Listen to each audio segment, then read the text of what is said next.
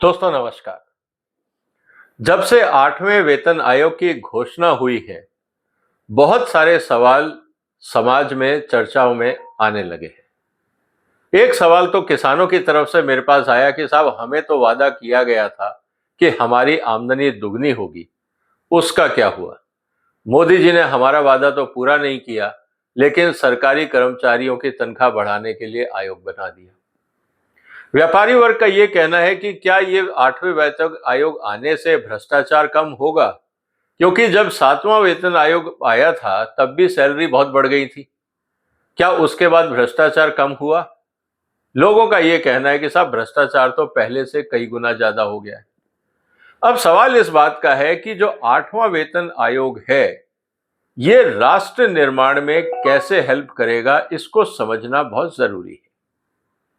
इसीलिए दोस्तों आज की चर्चा ज्यादा महत्वपूर्ण है कि जो लोग इस देश में कानून व्यवस्था बनाते हैं, इस देश की पॉलिसीज बनाते हैं, इस देश को ढंग से चलाने की जिम्मेदारी लेते हैं, जब वो ही काम नहीं करेंगे तो बाकी राष्ट्र के जो अवयव हैं, जो अंग हैं, वो कैसे काम करेंगे? और इसका साफ नतीजा है, चाइना हमसे बहुत आगे निकल गया। आज भी हम बात कर रहे हैं कि हमारे यहाँ पे हम एक्सपोर्ट इंसेंटिव देंगे। हकीकत ये है कि पिछले 10 साल में इंपोर्ट दुगना हो गया है और एक्सपोर्ट उस हिसाब से नहीं बढ़ा। इस देश में जितनी आमदनी बढ़ रही है पर कैपिटा, उससे ज्यादा तेजी से आयात बढ़ रहा है। इसका मतलब ये है कि जो हमारे नीति निर्माता हैं, उनकी पॉलिसीज में कहीं ना कहीं तो इतना बड़ा खामियाजा है कि इस देश को उठाना पड़ रहा है। अब बात आ रही है 8वें वेतन आयोग की। अच्छी बात है, हर आदमी चाहता है तनख्वाह बढ़े, हमें इसका कोई प्रॉब्लम नहीं है। अगर देश में आमदनी बढ़ती है तो उस हिसाब से अगर आप तनख्वाह बढ़ाते हैं तो कोई एतराज नहीं है। प्राइवेट सेक्टर में भी बोनस मिलता है। अगर आप अच्छा काम करते हैं और कंपनी अगर अच्छा परफॉर्म करती है तो कंपनी का बोर्ड सभी एम्प्लॉयज की मेहनत के हिसाब से उनको बोनस देता है। तो क्या 8वां वेतन आयोग परफॉर्मेंस के हिसाब से तनख्वाहें बढ़ाएगा, या जो आदमी काम करे या ना करे, देश की तरक्की हो ना हो, लेकिन तनख्वाहें बढ़ जाएंगी? क्या ऐसा होगा, या देश की तरक्की के हिसाब से ही जो अधिकारी वर्ग है उसकी तनख्वाहें बढ़ेंगी? क्या होगा और क्या होना चाहिए इस देश में, आज हम इसकी चर्चा करेंगे दोस्तों। इसलिए इस वीडियो को अंत तक देखिएगा। मैं बहुत सारे एग्जाम्पल्स आपके साथ सामने लेके आया हूं, ये दिखाने के लिए कि बाकी देशों में कैसे काम होता है। और अगर 8वां वेतन आयोग भारत को विकसित भारत की तरफ ले जाना चाहता है तो परफॉर्मेंस बेस्ड पे के ऊपर पूर्ण रूप से निर्भर होना पड़ेगा। बहुत सारे इसमें विवाद होंगे, होगा नहीं होगा। हम अकेले देश नहीं है दुनिया में और बहुत सारे देश हैं जो परफॉर्मेंस बेस्ड पे देते हैं। क्या हम उनसे नहीं सीख सकते? Where there is a will there is a way. नियत होगी, रास्ते निकल जाएंगे।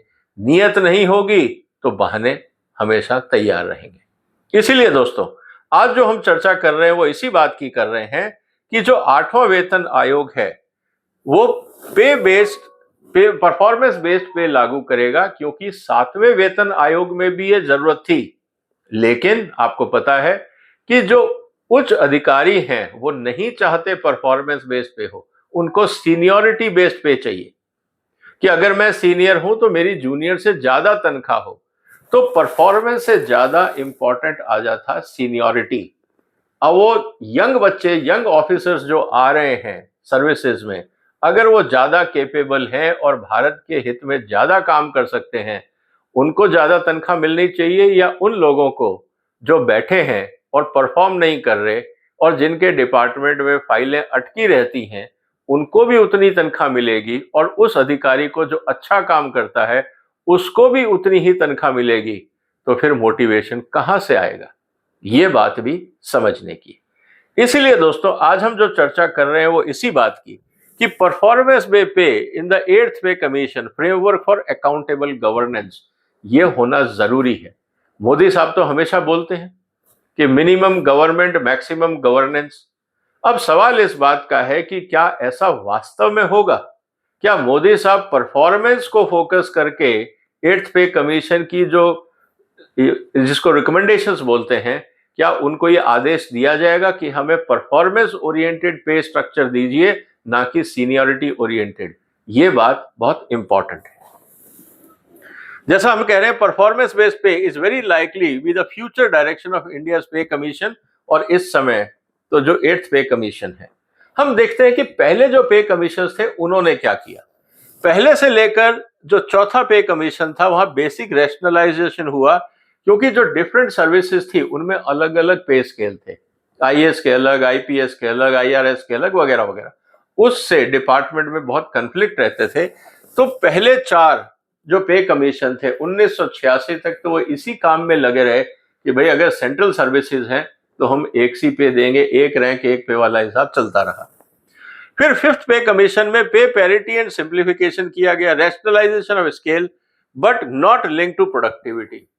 तनख्वाह बढ़ाई गई, एक दूसरे को देख के सुधार किया गया, लेकिन परफॉर्मेंस और प्रोडक्टिविटी सरकार ने कभी भी इसको आधार नहीं बनाया। क्यों नहीं बनाया? अगर बना दिया होता तो आज हम चाइना से इतने पीछे नहीं होते। ये बात भी आप ध्यान रखिएगा। सिक्स्थ पे कमीशन ने क्या कहा? Modernization, introduce performance related incentive scheme concept, कि भाई आप अच्छा काम करोगे तो हम आपको इंसेंटिव देंगे, तनख्वाह तो आपको पूरी मिलेगी ही मिलेगी, इंसेंटिव देंगे। अब सवाल इस बात का है कि इंसेंटिव कौन इवेल्युएट करेगा? सवाल इस बात का आता है कि अगर कोई जूनियर अच्छा काम कर रहा है तो क्या सीनियर कहेगा कि इसने मेरे से ज्यादा अच्छा काम किया और मेरे से ज्यादा इंसेंटिव दिया जाए? क्या कभी ऐसा सुना है आपने? मैंने तो सरकार में नहीं सुना। इसका मतलब ये है कि इंसेंटिव अगर बड़े अधिकारी के खाते में जाएगा तो वो अप्रूव हो जाएगा, अगर जूनियर ने अच्छा काम किया है उसको मिलेगा या नहीं, इसकी कोई गारंटी नहीं। सेवंथ पे कमीशन ने हुआ कंसोलिडेशन। वहां पे बात आई थी परफॉर्मेंस रिलेटेड पे की, बट नेवर इंप्लीमेंटेड। अब सवाल इस बात का है कि 2016 में जब रिकमेंडेशंस आई थी, मोदी साहब सत्ता में थे, किस कारण से, हो सकता है वो नए थे, 14 में सत्ता संभाली, उस समय इतना विवाद में वो नहीं जाना चाहते होंगे, उनको पकड़ इतनी नहीं होगी सिस्टम पे, हो सकता है कि उस समय वो लागू करना उनके लिए मुश्किल होगा। लेकिन अब तो मोदी साहब, अगर हम बात कर रहे हैं 27 में, अगले साल तो 13 साल हो जाएंगे मोदी साहब को केंद्र सरकार में ऐसे प्रधानमंत्री। क्या अब विकसित भारत के लिए परफॉर्मेंस पे ध्यान दिया जाएगा? अब ये तो वक्त बताएगा, या मोदी साहब फिर बाकी जो प्रधानमंत्री थे उनकी तरह दबाव में आके परफॉर्मेंस को साइडलाइन कर देंगे? ये हमें अब वक्त बताएगा। सबसे इंपॉर्टेंट चीज ये है कि परफॉर्मेंस बेस्ड जो सैलरी है या पे है, इस पे शिफ्ट होना क्यों जरूरी है? ये राष्ट्र हित में भी है, अधिकारियों के हित में तो है ही है, जो अच्छे अधिकारी हैं उनके हित में है, जिसको काम नहीं करना सिर्फ तनख्वाह चाहिए, मैं उसकी बात नहीं कर रहा हूं, लेकिन जो अच्छे अधिकारी हैं उनके हित में है। इसका मतलब यह है कि एक फिस्कल सस्टेनेबिलिटी आएगी, क्योंकि जब एट्थ पे कमीशन आएगा तो उम्मीद यह है कि हर साल 1.5 लाख करोड़ का एडिशनल बोझ टैक्स पेयर पे पड़ेगा। सरकार कुछ नहीं होती, टैक्स पेयर पे बोझ पड़ता है, क्योंकि कोई भी मंत्री जेब से तो पैसा देगा नहीं, 1.5 लाख करोड़ वो भी टैक्स ही देगा, तो वो भी टैक्स पेयर है। कहने का मतलब है कि 1.5 लाख करोड़ भारत के टैक्स पेयर पे एडिशनल बोझ पड़ेगा। बदले में उनको क्या मिलेगा? ये बात हमें पूछने का अधिकार तो है। इसका मतलब ये है कि जब हम value for tax payers money की बात करते हैं तो परफॉर्मेंस लिंक्ड होना अच्छी बात है। फिर गवर्नेंस मॉडर्नाइजेशन की हम बात कर रहे हैं। अब हम बात कर रहे हैं डिजिटल इंडिया की। सब कुछ हम कर रहे हैं डिजिटल, मतलब रियल ट्रैकिंग की जा सकती है एम्प्लॉय की एफिशिएंसी की। कौन सा अधिकारी किस फाइल पे कितने दिन बैठा और कितने समय बाद उसने अप्रूवल दिया, ये सब चीजें आज आप डिजिटल सिस्टम में ट्रैक कर सकते हैं।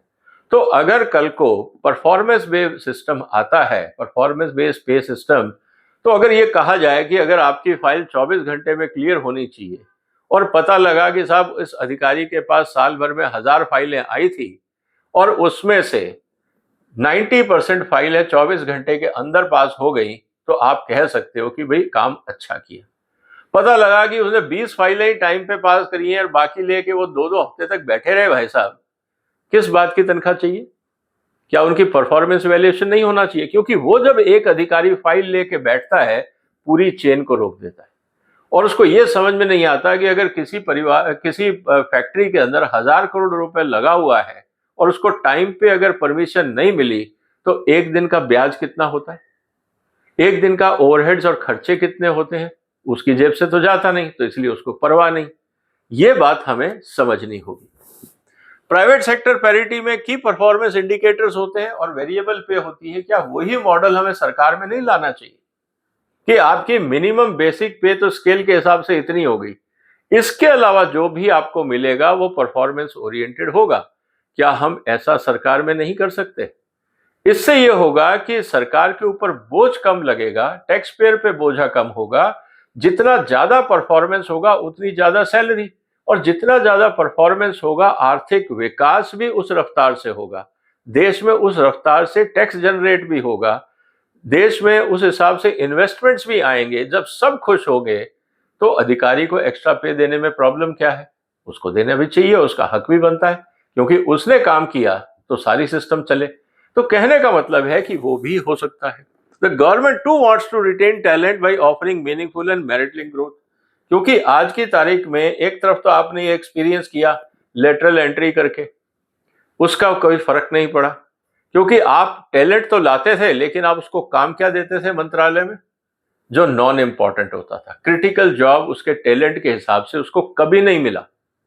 मैं बहुत सारे लोगों को जानता हूं जिनकी लेटरल एंट्री हुई, लेकिन वो क्या काम कर रहे हैं? जो साइडलाइन वाले काम होते हैं, जिसको पनिशमेंट पोस्टिंग या पनिशमेंट डिपार्टमेंट आप कह सकते हो, उनको वो हवाले कर दिया जाता है, क्योंकि कोई भी आईएएस ऑफिसर, सीनियर ऑफिसर उसको नहीं लेना चाहता। अब सवाल इस बात का है कि इस पूरे प्रोसेस के अंदर अगर हम देखें तो यहां पे दोस्तों जो बात आ रही है अब वो आती है कि बाकी जगह पे क्या हो रहा है, ग्लोबल प्रैक्टिस क्या है। Global practice UK, Singapore, Malaysia, south Korea में बहुत पहले से परफॉर्मेंस लिंक पे सिस्टम लागू है। तो ये कहना कि कैसे लागू होगा, हम कैसे करेंगे, क्या होगा, ये सब बहानेबाजी है। दूसरे देश कर रहे हैं ना, हमें करने में क्या प्रॉब्लम है? Where there is a will there is a way. OECD countries में बहुत क्लियर है कि 20 से 40% जो है वो मेजरेबल परफॉर्मेंस मैट्रिक्स पे होता है फॉर सिविल सर्वेंट। 20 से 40% और मेजरेबल परफॉर्मेंस, ये नहीं कि लिख दिया, बॉस ने बोल दिया, मंत्री ने बोल दिया इसको दे दो तो दे दिया, मेजरेबल। और अब तो डिजिटाइजेशन का जमाना है ना, हर चीज मेजर की जा सकती है। कितने बजे आए, कितने बजे गए, कितने घंटे ऑफिस में थे, कितनी फाइलें क्लियर करी, कितने पॉजिटिव अप्रूवल्स दिए, कितने नेगेटिव दिए, हर चीज आज की तारीख में एनालिटिक्स में निकल सकती है। इसका मतलब यह है कि 8th जो पे कमीशन है उसको क्या करना चाहिए? 10 से 15% जो हाइक है वो तो इन्फ्लेशन लिंक्ड है, चलो महंगाई बढ़ गई, लेकिन जो डियरनेस अलाउंस है वो लिंक टू आपका होना चाहिए कॉस्ट ऑफ लिविंग पे। अगर देश में जितनी महंगाई है उतनी, ना कि लमसम 8% 10%, ऐसा ना हो। इसके अलावा जो परफॉर्मेंस पे है वो 20% के आसपास परफॉर्मेंस पे होनी चाहिए। इससे मोटिवेशन भी रहेगा जो अच्छे लोग हैं उनके लिए कि उनको 20% उनके कलीग से ज्यादा मिल रही है, और साथ ही साथ देश का पैसा गलत लोगों को सैलरी के रूप में नहीं मिलेगा। जो नॉन परफॉर्मर हैं उनको टैक्स पेयर का पैसा ना दिया जाए। तो दोनों तरफ से फायदे की बात है। और रही बात डिजिटल स्कोर की, तो आपके पास मैट्रिक्स है, आउटपुट है, सिटीजन्स फीडबैक है, अटेंडेंस है, इनोवेशन है। आप पूरा का पूरा ऑब्जेक्टिव इवैल्यूएशन सिस्टम बना सकते हैं। सब्जेक्टिविटी होगी तो पॉलिटिक्स होगी, नेतागिरी होगी, लॉबिंग होगी, जैसा आज भी होता है। अगर ऑब्जेक्टिव सिस्टम हो, प्रमोशंस में आपको डायरेक्टर बनाना है, वाइस चांसलर बनाना है, सेक्रेटरी बनाना है, जजेस अपॉइंट करने हैं, अगर आज हम ऑब्जेक्टिव सिस्टम रखते हैं, कंट्रोवर्सी नहीं होगी। लेकिन जहां जहां पे भी सब्जेक्टिविटी आती है कि हम देख के बताएंगे, एक इंटरव्यू पैनल होगा, इवैल्यूएशन होगा, जहां पे आपने ये सब खेल खेले वहां पे पॉलिटिक्स आनी ही है, वहां पे गुटबाजी होगी ही, वहां पे भ्रष्टाचार होगा ही। डिस्क्रिशन मीन्स डिसऑनेस्टी, इस बात को आप लीजिए, डिस्क्रिशन लीड्स टू डिसऑनेस्टी। ये बहुत कॉमन चीज है गवर्नेंस में, ये बात हमें समझनी होगी। और performance in comparison to minimum norms and also last year's performance. पिछले साल क्या परफॉर्मेंस रही? मान लीजिए पिछले साल बहुत अच्छा काम किया, आपने 100 फाइलें पार करी, अब पता लगा कि इस बार तो आपने 40 ही नहीं करी, तो किस बात का इंसेंटिव इस बार? हाँ, पिछली बार आपने 100 करी, इस बार भी 100 करी, तो वो एट पार था, वो परफॉर्मेंस है, वो आपको मिल रहा है। अगर इस बार आपने 110 करी, फाइलें क्लियर कर दी, आपको उस हिसाब से इंसेंटिव एक्स्ट्रा मिलना चाहिए, क्योंकि आपने अपनी परफॉर्मेंस और बढ़ाई जो देश हित में काम आई। तो मेरा ये कहना है कि इस बात को हमें समझना होगा। फिर डिपार्टमेंटल जो इशू है कि भाई परफॉर्मेंस पूल जो आता है वो एक अधिकारी को ना करके पूरी टीम को, क्योंकि एक अधिकारी कर देगा और उसका नीचे क्लर्क लेके बैठ जाएगा कि मैं क्यों करूं, मेरे बॉस को तनख्वाह मिल रही है ना, मुझे तो नहीं मिल रही। इसको we should take it as a team, ताकि पूरी टीम काम करे। उदाहरण के लिए हम ये कहते हैं कि साहब आपने एक महीने में कितने अप्रूवल दिए, अब क्लर्क की फाइल लेके बैठा है, अगर पता है कि पूरी परफॉर्मेंस रुकी हुई है तो आके अधिकारी का जो एचओडी है वो पूछेगा ना, कोई फाइल तो पेंडिंग नहीं है, जल्दी लेके आ, वो अप्रूवल देगा, आगे भेजेगा, उनसे कहेगा सर इसको जल्दी करिए, इस बार हमारा टारगेट 50 का है, अभी 10 शॉर्ट में है, हमें फटाफट निपटानी है। रफ्तार बढ़ेगी क्योंकि कंपटीशन बढ़ेगा डिपार्टमेंट में, इससे देश का फायदा होगा, भ्रष्टाचार कम होगा, क्योंकि आज लोग रिश्वत किस बात की देते हैं दोस्तों? फाइल पड़ी हुई, अप्रूवल हो नहीं रहा, जब तक रिश्वत नहीं दोगे तब तक फाइल आगे नहीं बढ़ेगी। ये अपने आप रिजॉल्व होने लगेंगे अगर हम परफॉर्मेंस बेस्ड पे सिस्टम की बात करते हैं तो। अब हम बात कर रहे हैं आगे इंप्लीमेंटेशन को लेकर। इस पूरे प्रोसेस के अंदर अगर आप देखें तो क्या चैलेंजेस आ सकते हैं? अब लोग कहेंगे कि साहब आप हर चीज में कैसे कर पाओगे, सिक्योरिटी वाले को कैसे परफॉर्मेंस चेक करोगे, क्लरिकल वाले की कैसे चेक करोगे? मेरा ये कहना है कि जब आप टीम की बात कर रहे हो तो वहां पे क्लर्क को भी जल्दी काम करना पड़ेगा, क्योंकि अगर क्लर्क ने काम नहीं किया तो अप्रूवल किस फाइल पे मिलेगा, नोटिफिकेशन कैसे निकलेगा? तो क्लर्क को भी करना पड़ेगा, उसके बॉस को भी करना पड़ेगा, उसके साथ वाले को भी करना होगा। अगर वहां पे कोई टाइपिस्ट है उसको भी जल्दी काम करना होगा। और जो सिक्योरिटी है, तो सिक्योरिटी में कैसे परफॉर्मेंस इवैल्यूएट की जाती है? क्या दुनिया भर में ऐसे नॉर्म्स नहीं होंगे? बाकी देशों ने कैसे किया है कि जरूरी है कि हम हर चीज री इन्वेंटिंग ऑफ द व्हील किया जाए? वहां से वो सीख सकते हैं। जहां हमें समझ नहीं है वहां दुनिया से सीखा जाए। तो कहने का मतलब है कि रास्ता निकल सकता है, लेकिन सबसे बड़ा जो रेजिस्टेंस आएगा वो आता है ब्यूरोक्रेटिक लेवल पे। Seniority based culture opposes variable pay. उनका ये कहना है कि tie incentive to team performance not individuals only. जब तक हम टीम को साथ लेके नहीं चलेंगे तो सीनियरिटी का चक्कर फंसा रहेगा। तो बॉस को भी नीचे वाली टीम धक्का मारेगी कि बॉस फाइल अप्रूव करिए, सबका इंसेंटिव रुक जाएगा, तो बॉस को भी करना पड़ेगा। और अगर बॉस के लेवल पे फाइल आके अटक जाती है, अब तो डिजिटल है ना, तो अगर पता लग जाता है कि कौन सा अधिकारी फाइल रोक के बैठ जाता है, तो फिर तो भारत में इतने डिपार्टमेंट है, डीओपीटी का काम क्या है कि जो अधिकारी फाइलें डिले करता है, पूरी टीम ने काम कर दिया, साइन नहीं हो रहे हैं 2 हफ्ते से, उस स्थिति में उस अधिकारी को उस सेंसिटिव पोजीशन से हटा के ऐसी जगह भेज दिया जाए जहां पे वो किसी का नुकसान ना कर सके। तो कहने का मतलब ये है कि ये सब डिजिटली आज पॉसिबल है।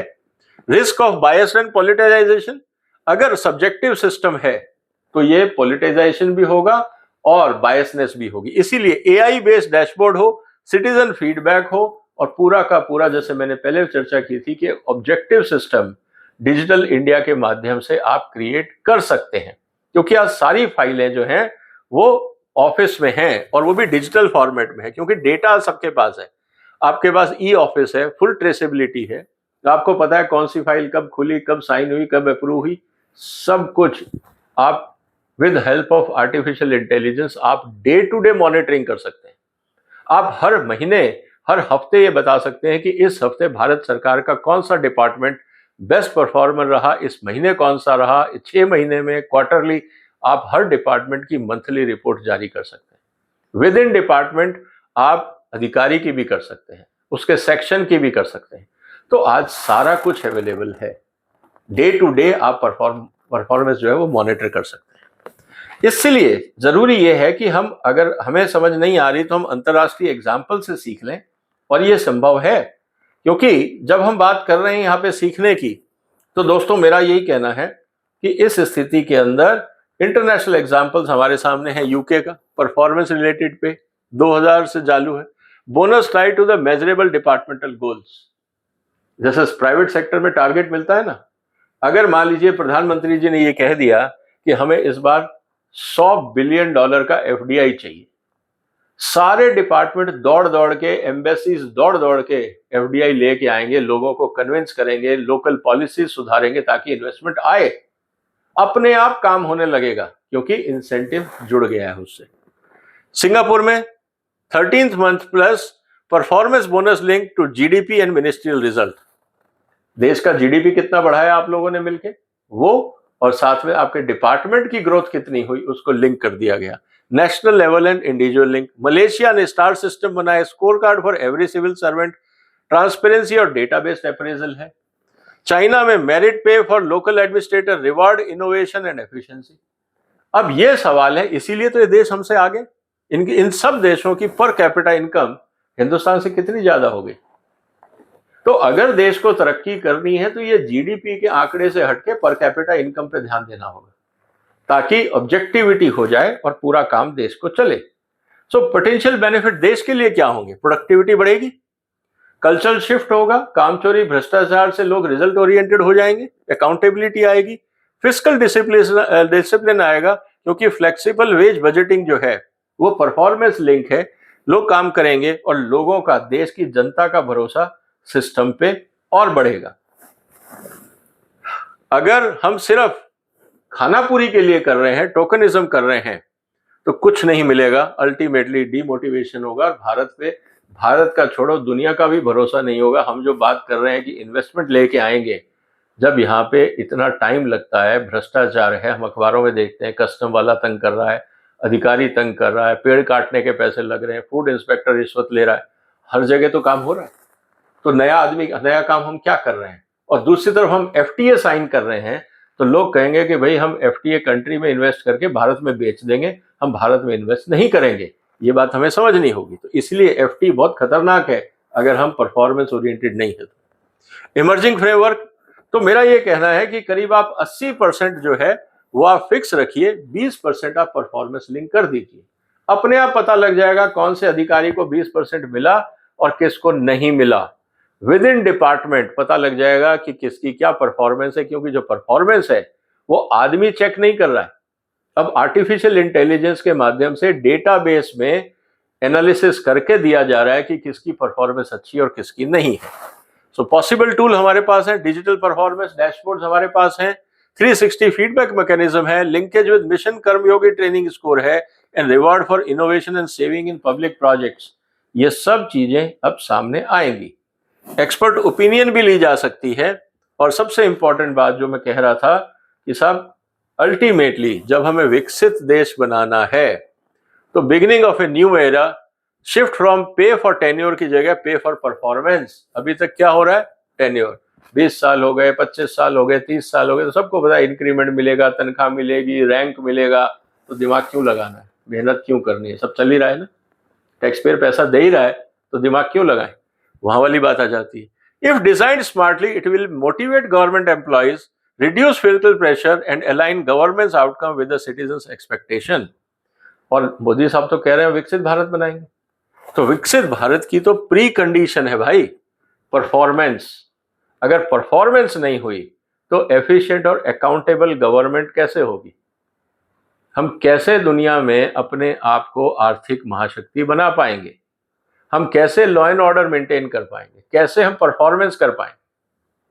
तो दोस्तों, 8th पे कमीशन के ऊपर बहुत सारी जिम्मेवारियां हैं विकसित भारत की आधारशिला डालने की।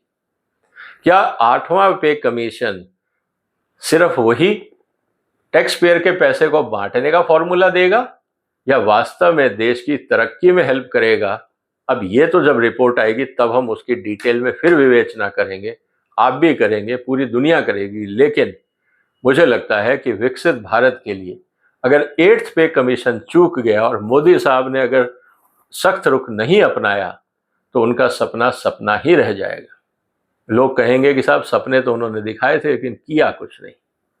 मुझे लगता है कि मोदी साहब इस बात से भी चिंतित होंगे कि परफॉर्मेंस के बगैर गुजारा नहीं है।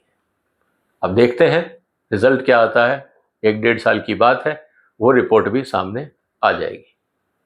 आपको क्या लगता है दोस्तों, एड्स पे कमीशन को क्या करना चाहिए? जो भी आपके विचार हो कमेंट बॉक्स में लिखिए, इस वीडियो को शेयर करिए, इस चैनल को सपोर्ट करिए, सब्सक्राइब करिए। फिर मुलाकात होगी एक और महत्वपूर्ण मुद्दे के साथ। तब तक अपना ध्यान रखिएगा। फिलहाल वंदे मातरम।